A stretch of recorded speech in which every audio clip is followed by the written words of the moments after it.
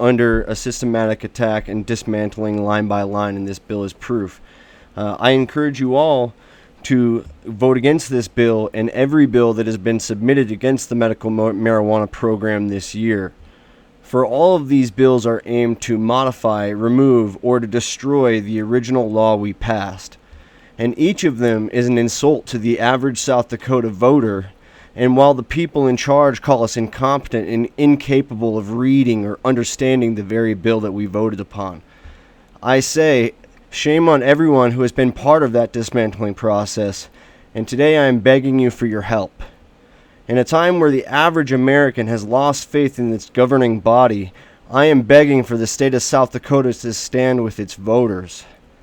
HB 1150 would do absolutely no good to any of our communities and would only stand to destroy our liberties.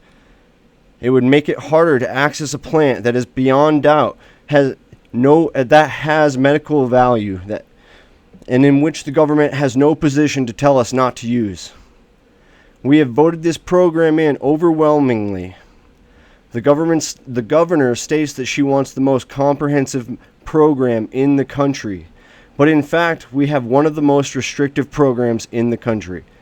This bill was obviously cooked up by someone who despises cannabis and is fear-mongering to make laws against it. By allowing municipalities to prohibit dispensaries or any cannabis operation, it restricts, it not only hurts the patient, but it hurts entrepreneurship, jobs in small communities, but more so it hurts the very democracy in which America was founded upon.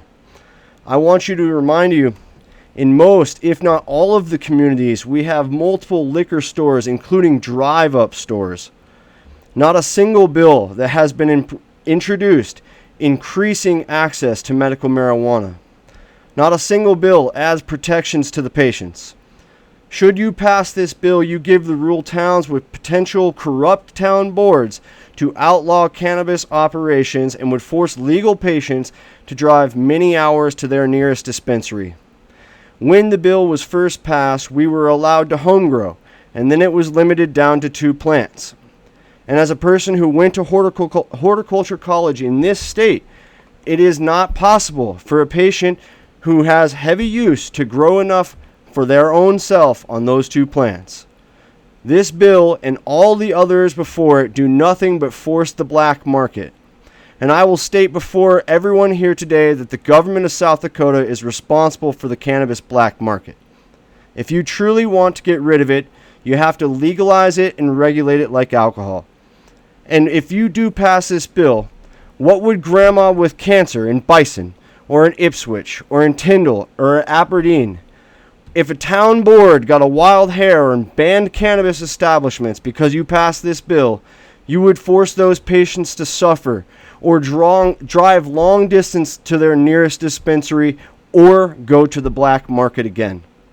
We don't prevent pharmacies or other stores from selling over-the-counter drugs this way.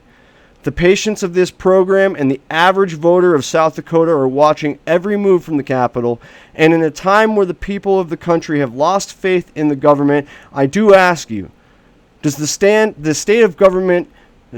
of the South Dakota stand with the people, or does it stand with the federal government? We all know that the laws on the cannabis on a federal level are corrupt, and the average South Dakotan is wondering why you're still trying to outlaw a plant that was given to us by God. Genesis 1:29 says God gave man all seed-bearing plant. It does not exclude cannabis. I'm going to call point of order. Just please speak to the bill. We are really running short on time today. If you could just I have 2 lines. 2 lines left. Here. The state motto is, under God, the people of South Dakota rule. And we voted this program in, so please stop trying to dismantle it. And I would like to say that listening to the last section of the last topic, it's apparent that it comes down to the people of South Dakota and the people who are trying to govern us. Thank you so much for your time, and sorry I spoke out of turn.